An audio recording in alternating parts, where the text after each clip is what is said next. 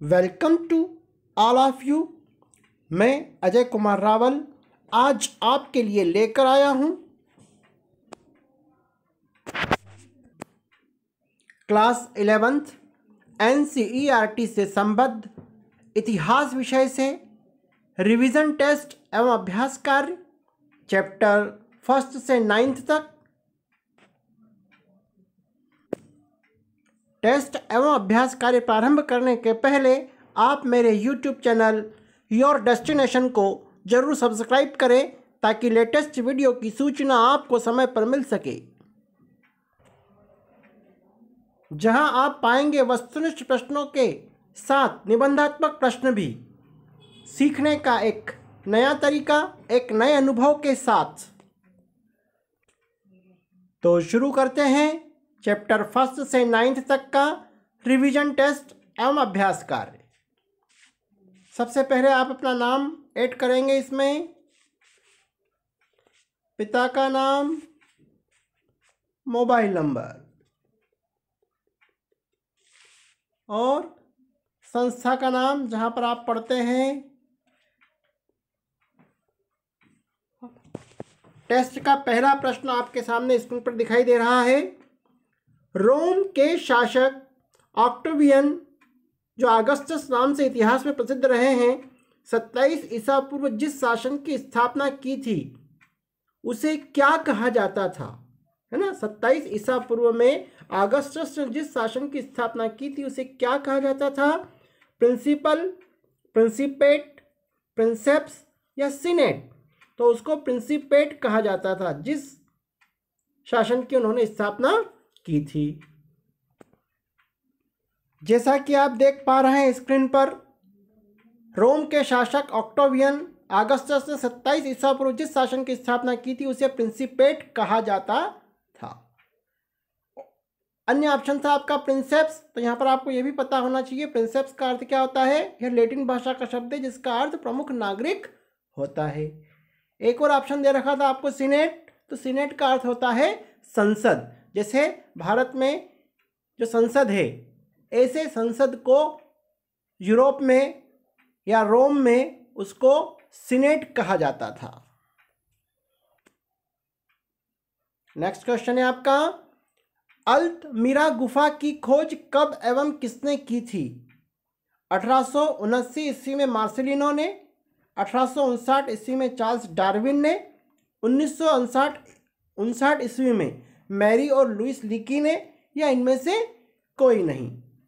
तो इसका जो राइट आंसर है वो है 1879 ईस्वी में मार्सेलिनो ने।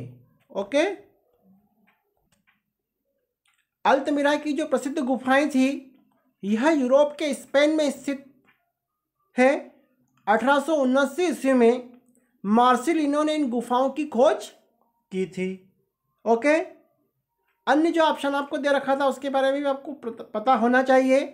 1859 ईस्वी में चार्ल्स डार्विन ने on the origin of species नामक पुस्तक प्रकाशित की थी, जिससे मानव के क्रमिक विकास का अध्ययन था या उसका वर्णन किया गया था। ओके। अन्य ऑप्शन था आपका 1959 ईस्वी में मैरी और लुइस लीकी ने ऑस्ट्रेलोपिथेकस मानव से संबंधित खोज में अपना महत्वपूर्ण योगदान दिया था, है ना। ओल्ड वही गोर्ज से इस मानव के कुछ अवशेष प्राप्त हुए थे और उनका नाम रखा गया था ऑस्ट्रेलोपिथेकस, है ना। तो इसकी जो खोज की गई थी वो की गई थी मैरी और लुइस लीकी के द्वारा। ओके। अगला क्वेश्चन है आपका, यूरोप में पुनर्जागरण का सूत्रपात सबसे पहले कहाँ हुआ? फ्रांस, इटली, इंग्लैंड या जर्मनी? तो इसका राइट आंसर है इटली। अब इटली में ही पुनर्जागरण क्यों हुआ, इसके यहाँ पर कुछ कारण बताए गए हैं। यह प्रश्न आपका एग्जाम में बहुत पूरे चांस है इस प्रकार के क्वेश्चन परीक्षा में पूछे जाते हैं।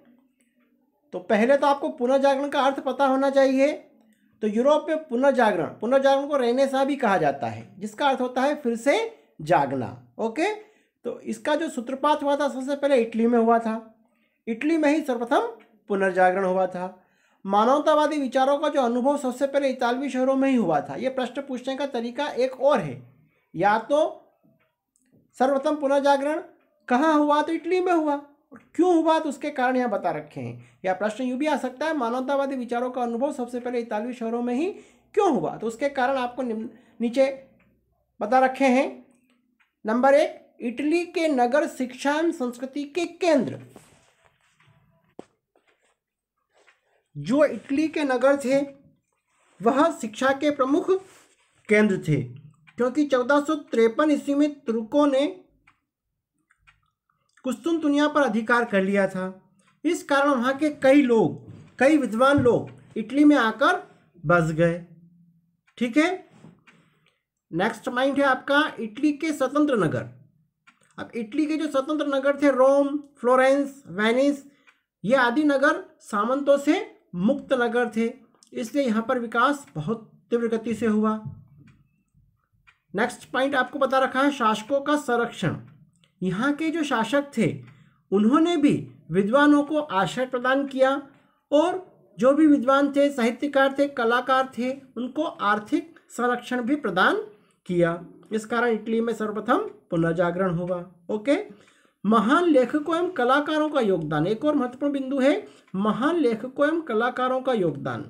दांते, पेट्रार्क जैसे महान साहित्यकार, Leonardo da Vinci, Michael Angelo, Rafale जैसे चित्रकार का भी महत्वपूर्ण योगदान रहा है इटली को पुनर्जागृत करने में। तो ये जो कुछ महत्वपूर्ण बिंदु यहाँ पर बता रखे हैं, आप इसको जरूर नोट करिएगा। नेक्स्ट क्वेश्चन है आपका, ऊंचे पहाड़ी क्षेत्रों और नीचे के मैदानी इलाकों में भेड़ बकरियों को चराने के लिए चरागाह की खोज में मौसम के अनुसार आना जाना क्या कहलाता है? एम्फोरा, मैपालिया, ऋतु प्रवास या सालिडस? तो इसका राइट आंसर है ऋतु प्रवास। ऊंचे पहाड़ी क्षेत्रों और नीचे के मैदानी इलाकों में भेड़ बकरियों को चराने के लिए चरागाह की खोज में मौसम के अनुसार जो आना जाना होता है उसे ऋतु प्रवास कहा जाता है। ओके। अन्य ऑप्शन आपको दे रखा है एम्फोरा, तो एम्फोरा के बारे में भी आपको पता होना चाहिए। शराब, जैतून का तेल तथा अन्य तरल पदार्थों की ढुलाई जिन मटकों या कंटेनरों में की जाती थी उन्हें एम्फोरा कहा जाता था।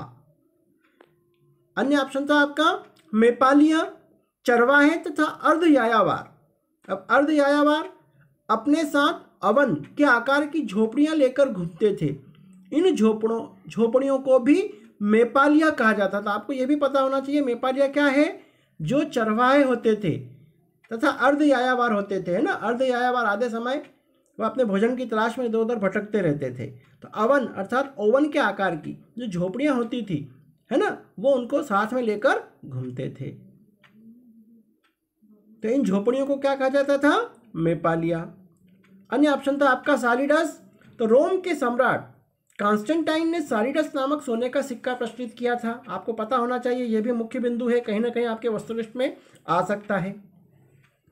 तो जो सोने का सिक्का था उसको सालिडस कहा गया, और ये किसने शुरू किया था? कॉन्स्टेंटाइन ने शुरू किया था, जिसका वजन कितना था? 4.5 ग्राम था। और इसी प्रकार दिनारियस, चांदी के सिक्के को दिनारियस कहा जाता था, जिसका वजन भी 4.5 ग्राम होता था। नेक्स्ट क्वेश्चन है आपका, चंगेज खान की विधि संहिता को किस नाम से जाना जाता है? यास, नोयान, तुमन या कुरिलताई? तो यास इसका राइट आंसर है। तो यास चंगेज खान की विधि संहिता थी। मौलिक रूप में यास को यसाक भी लिखा जाता था, जिसका अर्थ होता था विधि या आदेश। वर्तमान शोध के आधार पर यह माना जाता है कि यास का संबंध प्रशासनिक नियमों से था। जैसे प्रशासनिक नियमों की जो पुस्तक होती है वैसे ही यास था। और ऐसा माना जाता है कि चंगेज खान ने 1206 ईस्वी में कुरिलताई में इसे लागू किया गया था। तो निश्चित ही यास के बारे में कभी आपका कोई प्रश्न बनता है तो आप इसको जरूर नोट करिएगा। अन्य ऑप्शन आपको दे रखा था नोयान। तो नोयान क्या है? नोयान वे सैन्य टुकड़ियां होती थी जिन्हें चंगेज खान ने अपने 4 पुत्रों के अधीन रखा था। ओके। और इसी से मिलता जुलता है तुमन। तो तुमन क्या है? सबसे बड़ी सैन्य इकाई जिसमें 10,000 सैनिक होते थे, उसे तुमन कहा जाता था? एक और ऑप्शन दे रखा था आपको कुरिलताई। तो कुरिलताई क्या है? मंगोल कबीले के सरदारों की एक परिषद थी, उस परिषद को कुरिलताई कहा जाता था। तो निश्चित ही यहाँ जो चारों बिंदु जो आपको विकल्प के रूप में दे रखे थे क्लियर हो गए होंगे। इससे संबंधित क्वेश्चन कोई भी बनता है तो आप इन सब बिंदुओं को जरूर नोट करें। अगला प्रश्न है आपका, मेसोपोटामिया में हैंगिंग गार्डन किस शासक ने स्थापित कराया था? असुरबनीपाल, गिलगेमिश, नेबूचद्रेदार या जिम्ब्रिलियम? तो जो इसका राइट आंसर है नेबूचद्रेदार। नेबूचद्रेदार जो शासक था, इसके कार्यकाल में हैंगिंग गार्डन का निर्माण किया गया था, अर्थात झूलते हुए बाग, जिसे हम झूलते हुए बाग के नाम से भी जानते हैं, और यह प्राचीन काल के 7 आश्चर्यों में गिने जाते हैं। नेक्स्ट ऑप्शन था आपका जिम्ब्रिलियम। मारी का सुंदर राजमहल का निर्माण जिम्ब्रिलियम ने करवाया था। असुरबनीपाल जो असीरियन सभ्यता का प्रसिद्ध शासक माना जाता है, यह भी आपको पता होना चाहिए। और गिलगेमिश मेसोपोटामिया के उरुक नगर का पौराणिक राजा था, है ना। गिलगेमिश एक महाकाव्य भी है, इसी पौराणिक राजा के नाम पर एक महाकाव्य भी लिखा गया है। अगला प्रश्न है आपका, ऐसा व्यक्ति जो अपनी मौजूदा निवास स्थान में ही पैदा हुआ उसे क्या कहते हैं? सेटलर, होपी, एबारिजनीज या नेटिव? तो उसको नेटिव कहा जाता है। उसके अलावा जो आपको अन्य ऑप्शन दे रखे थे उसके बारे में भी आपको जानकारी होना चाहिए। सेटलर, तो सेटलर क्या है? सेटलर शब्द दक्षिण अफ्रीका में डच के लिए, आयरलैंड, न्यूजीलैंड और ऑस्ट्रेलिया में अंग्रेजों के लिए, और अमेरिका में यूरोपीय लोगों के लिए इस्तेमाल किया जाता था। ओके, तो सेटलर शब्द क्या है? दक्षिण अफ्रीका में जो डच वासी जो वहाँ पर बस गए थे, जो बाहर से आने वाले जो लोग थे, उनके लिए इसका इस्तेमाल किया जाता था। आयरलैंड, न्यूजीलैंड और ऑस्ट्रेलिया में अंग्रेजों के लिए इस्तेमाल किया जाता था, जो बाहर से आकर वहाँ पर बस गए थे। और अमेरिका में यूरोपीय लोगों के लिए सेटलर शब्द इस्तेमाल किया गया था, मतलब अप्रवासी, है ना, सेटलर कहा जाता है। नेक्स्ट ऑप्शन था आपका कैनबरा। कैनबरा क्या है? ऑस्ट्रेलिया की राजधानी है। वर्तमान में यदि हम बात करें कैनबरा, तो ऑस्ट्रेलिया की राजधानी है, जिसका शाब्दिक अर्थ होता है सभा स्थल। यह भी आपको पता होना चाहिए, कैनबरा का अर्थ भी एग्जाम में पूछा जा सकता है। नेक्स्ट ऑप्शन आपको दे रखा था एबारिजनीज। अब एबारिजनीज क्या है? ऑस्ट्रेलिया महाद्वीप के आदि मानव को एबारिजनीज के नाम से जाना जाता है, यह आपको पता होना चाहिए। ऑस्ट्रेलिया महाद्वीप के जो आदि मानव हैं उनको एबारिजनीज कहा जाता है। सामंतवादी व्यवस्था में जो कुशल घुड़सवार योद्धा होते थे, किसी अधिपति अथवा सामंत के अधीन होते थे, उन्हें क्या कहा जाता था? एबी, टेली, नाइट या टिथ? तो उन्हें नाइट कहा जाता था। जैसा कि आप देख पा रहे हैं, सामंतवादी व्यवस्था में जो कुशल घुड़सवार योद्धा होते थे, जो किसी अधिपति अथवा सामंत के अधीन होते थे, उन्हें नाइट कहा जाता था। इसके अलावा जो अन्य ऑप्शन आपको दे रखे हैं ये भी आपको पता होना चाहिए। एबी, मठ को ही एबी भी कहा जाता है। तो ऐसे धार्मिक प्रवृत्ति के लोग जो एकांत जीवन व्यतीत करना पसंद करते थे, तथा यह लोग सामान्य आबादी से बहुत दूर धार्मिक समुदायों में रहते थे, इन्हें एबी कहा जाता था या मठ कहा जाता था। नेक्स्ट विकल्प दे रखा था आपको टेली। किसानों को कभी कभी राज्य को प्रत्यक्ष कर का भुगतान करना पड़ता था, जिन्हें क्या कहते थे? टेली कहा जाता था। एक अन्य विकल्प था आपका टिथ। तो चर्च को 1 वर्ष के अंतराल में किसानों से उनकी उपज का 10वां हिस्सा कर के रूप में लेने का अधिकार था, जिसे टिथ कहा जाता था। तो यहाँ पर चारों जो विकल्प है उसको डिस्क्राइब किया गया है, आप इसको जरूर नोट करें। कहीं ना कहीं वस्तुनिष्ठ या आपके 1 या 2 नंबर में इस प्रकार के प्रश्न बनते ही बनते हैं। अब जो प्रश्न आपके शुरू हो रहे हैं, यह एक से अधिक विकल्प या सभी विकल्प सही हो सकते हैं। जैसा कि वस्तुनिष्ठ प्रश्नों के साथ आपके निबंधात्मक प्रश्न तैयार होंगे, तो ये लगभग वैसे ही प्रश्न अब शुरू हो रहे हैं आपके। प्रश्न है आपका, पुनर्जागरण के कारण थे तुर्कों का कुस्तुनतुनिया पर अधिकार, बिल्कुल राइट है। सामंतवाद का पतन भी बिल्कुल सही है। इटली के नगरों का पुनरुत्थान बिल्कुल सही है। छापे खाने का आविष्कार और दार्शनिकों का योगदान। तो यहाँ पर जितने भी बिंदु बताए रखे हैं ये सभी सही है। ये पुनर्जागरण के मुख्य कारण थे। जैसा कि आप फीडबैक में देख पा रहे हैं सभी बिंदु सही हैं। आपको एग्जाम में इनको एक एक दो दो पंक्तियों में वर्णन भी करना पड़ेगा। तो तुर्कों का कुस्तुनतुनिया पर अधिकार हम पहले चर्चा कर चुके हैं। 1453 ईस्वी में तुर्कों ने कुस्तुनतुनिया पर अधिकार कर लिया था, ठीक है।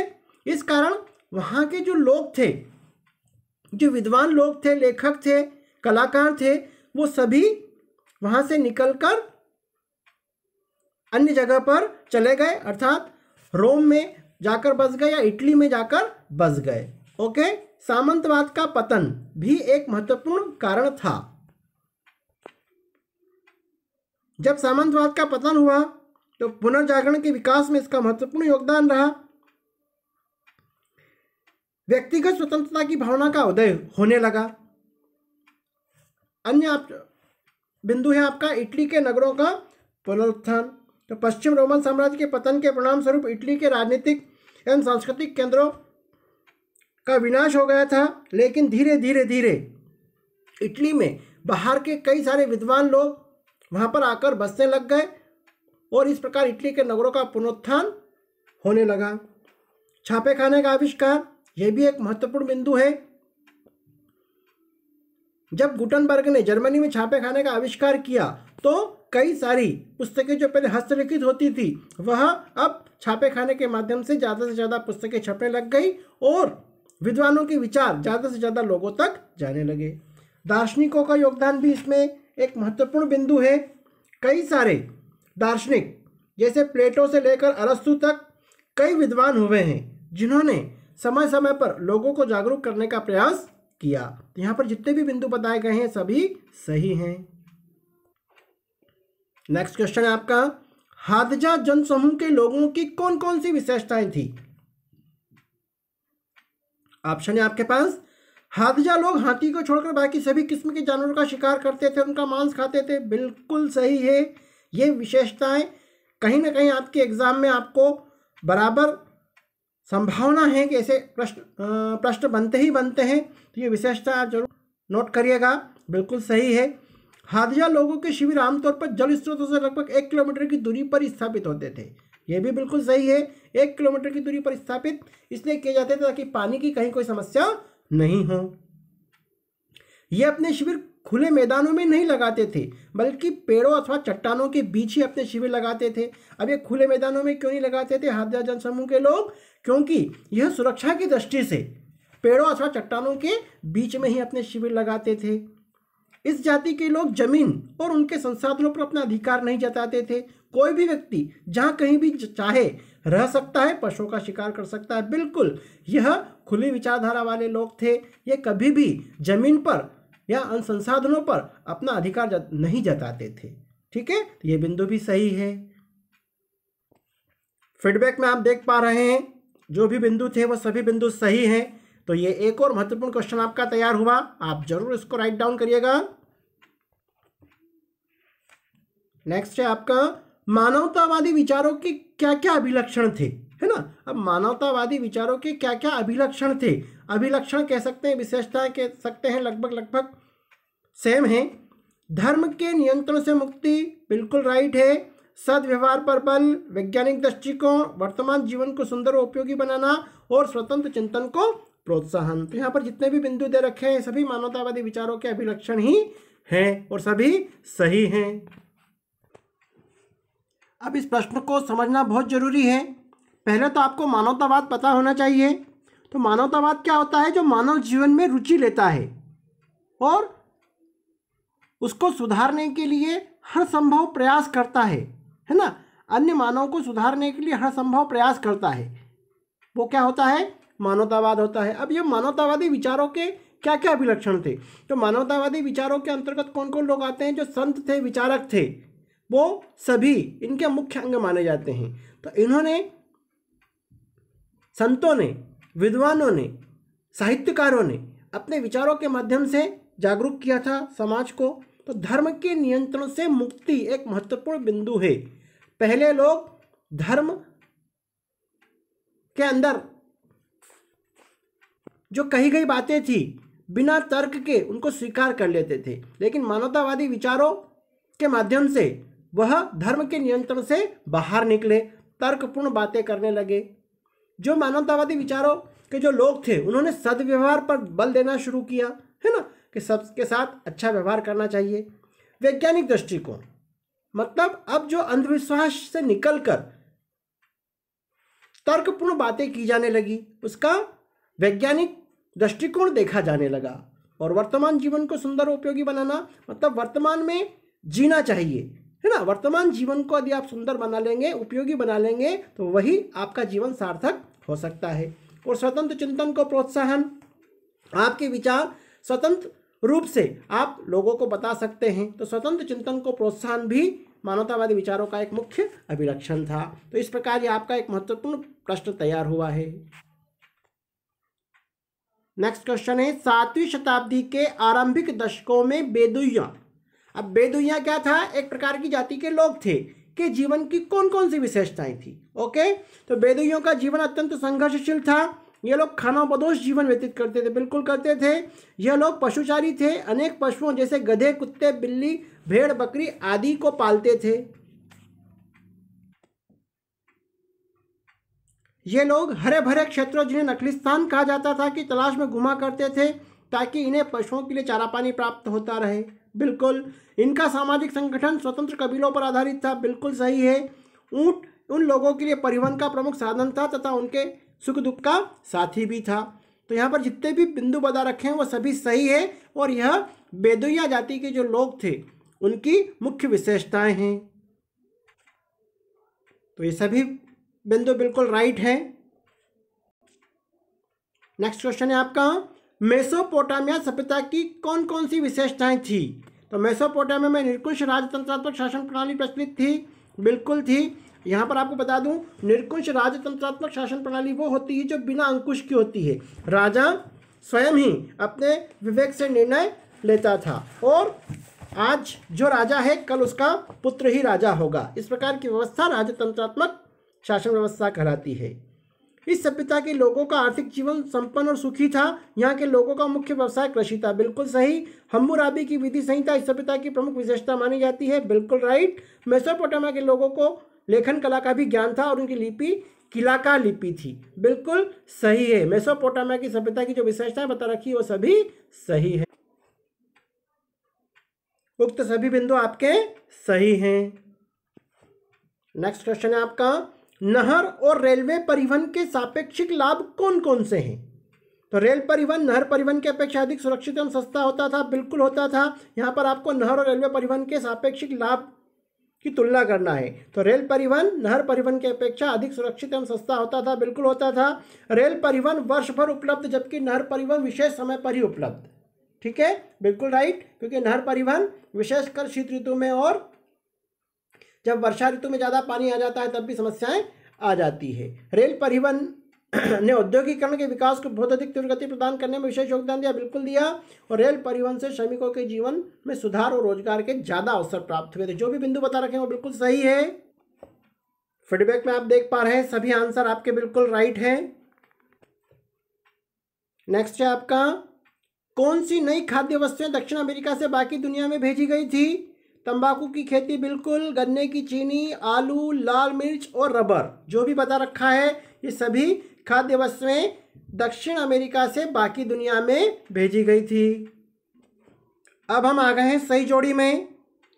एक भाग में आपको रखा प्राइमेट्स, प्रथम खलीफा, सामंतों का निवास स्थान, लियोनार्डो दा विंसी और वार का शीर्ष।